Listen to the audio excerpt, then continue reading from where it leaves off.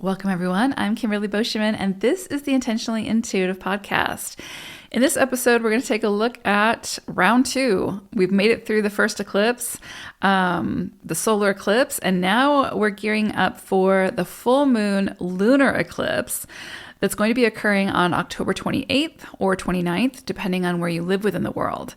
So we're going to take a closer look at each life path number and what could be in store for the next storyline over the next 6 months from this eclipse that could be unfolding for you personally. This, of course, is a general reading. So if you would like a personalized reading to get a better understanding of how your own personal numerology plays into the aspects of your life, then I'd love to take a look. You can work with me one-on-one. My information is in the description box below to book some time. All right, so let's go ahead and take a look. So how's everyone doing out there? How was that solar eclipse for you all? This lunar eclipse, I think, is going to be a little bit more gentle in the way that it sort of brings things in and sort of allows it to unfold. That solar eclipse was a little bit more intense and held very intense energies that we'll also be working with over the next 6 months. So these will kind of be sort of an interplay, right? They'll be working together in tandem. But this will kind of give you an idea of another sort of perspective or viewpoint as far as another dose of energies that we'll be working with pretty significantly over the next 6 months to a year, depending. So let's go ahead and take a look at each life path number forecast for this full moon lunar eclipse. Life path number 1. So this lunar eclipse for you all is bringing in an emphasis on self and relationships. So you are going to be working with the energies of the 1 and the 2. So your own energy and then other people's energy, basically. So really, I think what's going to be coming in most strongly for you all around this eclipse is going to be about sort of how you show up to relationships, and are you losing yourself in relationships? Are you overly concerned about the needs of the other person, making sure that that other person has everything that they require to thrive, but you're sort of overlooking your own needs? Or, the opposite. Are you sort of more concerned with self and less concerned about what other people can contribute to, whether it's your home life, whether it's assistance, whether it's your career, whatever the case may be? So there's something here that this eclipse is going to really put pressure on and emphasize that has to do with how you are showing up to relationships. And so, of course, it depends on your own storyline, whether that's more along the lines of sort of people pleasing or overgiving or losing yourself within those connections, not, going after your own dreams because of somebody else's dreams, or building somebody else's dream as opposed to building your own dream. And how do you find the balance there within those connections? Or again, if you're on the other extreme of sort of more focused on self and neglecting the needs of others, or collaborating with others, or just sort of that interdependency. This is really sort of this look at the balance between independence and interdependence, right? So finding, that self-awareness, standing in your power, being the leader within your own life and all of those buzzwords. But then also, having space and holding space for other people to be very honest with you with what they need.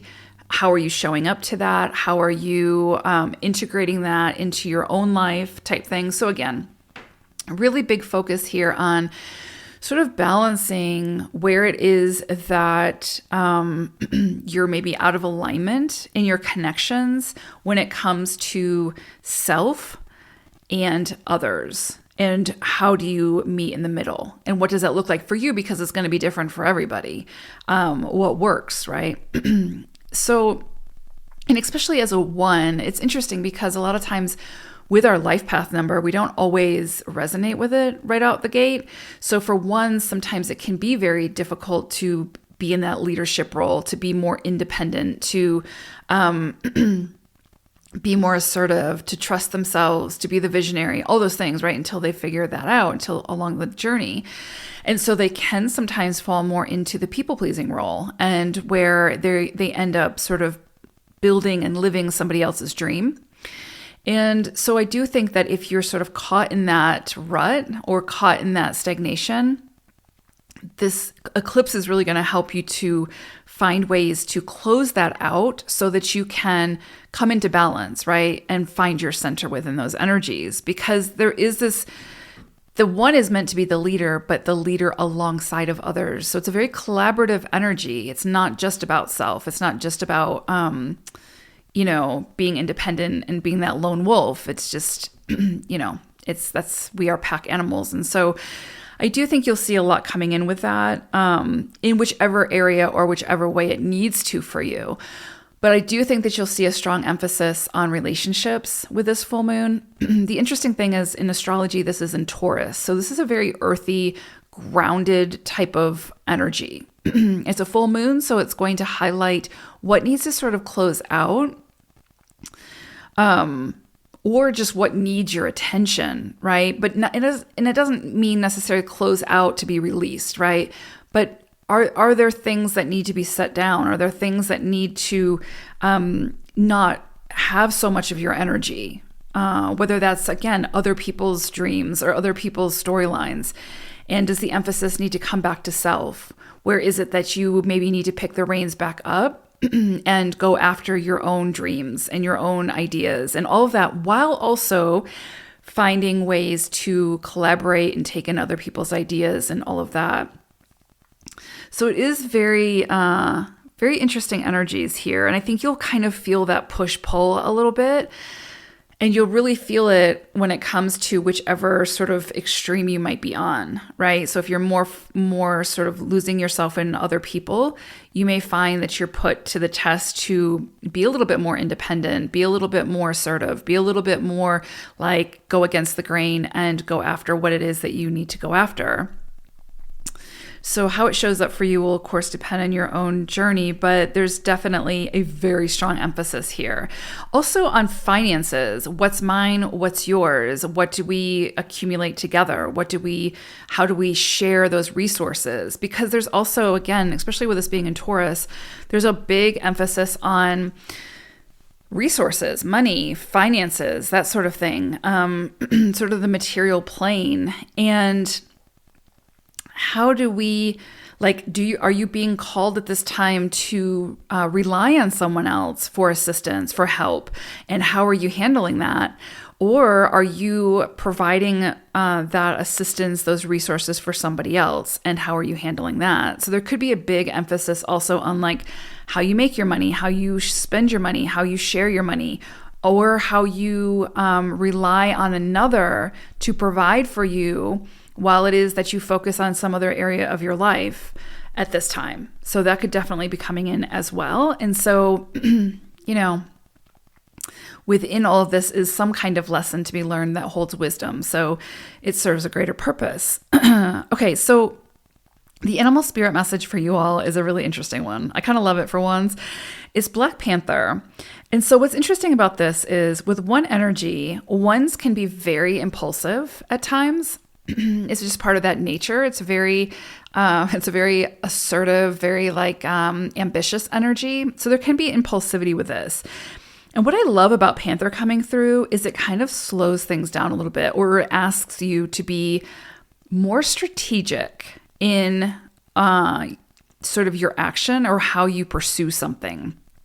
So there's this stalking energy with the Panther. So there's definitely something here where if you have an idea, if there's something that you want to jump at, there's something that's saying have a little bit of caution, calculated caution, right? Where it's kind of you you see the goal, you're going after the goal, you're making it happen, but in a very strategic way. So there's planning here. There's weighing the odds. There's looking at the pros and the cons, that not overthinking it or overanalyzing it to the point where you talk yourself out of it. That's not what we're talking about. It's more about not being too impulsive, right? Like you don't want to take that fight. You don't want to extinguish that fire that's in you, whatever it is that you really want to go after.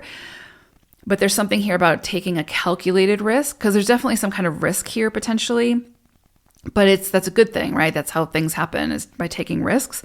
So there's definitely something here about taking a risk, but being very strategic in that process, and stealth, right? So knowing that whatever you initiate under this full moon could take some time to build, right? Again, Taurus kind of energy can be a very independent energy, building something significant. So yeah, there's something here with this, but it's also about, just that stealth mode. So just being very strategic. So I hope that this was helpful, and I hope it's a beautiful lunar eclipse for you all. Beautiful energies that you all are working with, but I do think there'll be some push-pull here. So just move with it, see what it's trying to show you, and iron it out as you go. All right, take care, ones. Bye for now.